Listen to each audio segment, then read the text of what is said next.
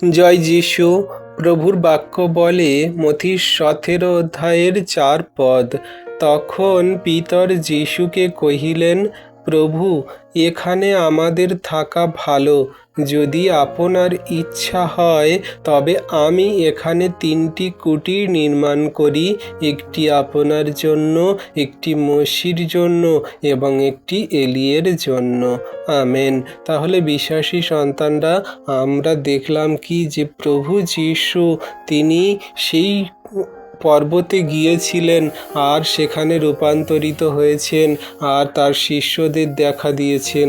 মোশি, এলিয় আর সেই প্রভু যীশু তিনজনেই কথা বলেছিলেন। আর সেই কথা অনুযায়ী পিতর বলছে যে আমাদের এইখানে থাকা ভালো, এই পর্বতে থাকা ভালো, কারণ এইখানে মোশি, এলিয় আপনার সঙ্গে দেখা দিয়েছেন, কথা বলেছেন। এইখানে থাকলে প্রত্যেক নিয়ত আমরা তাদের সঙ্গে কথা বলতে পারবো। কিন্তু ঈশ্বরের এটা ইচ্ছা নয়। ঈশ্বরের ইচ্ছা প্রভু যীশু যাতে জগতে শেষ দিন পর্যন্ত তার বাক্য সকল প্রচার করতে পারে, বলতে পারে, আর সেই কথা সকল যাতে জগন্নিবাসী সবাই জানতে পারে, সেই জন্য তিনি বলেছিলেন বা এসেছিলেন। আর তাদেরকে তিনি আরও অনেক কিছু কথা বলেছিলেন। ঈশ্বর প্রভু আপন বাক্যে সকলকে আশীর্বাদ করুন। আমেন।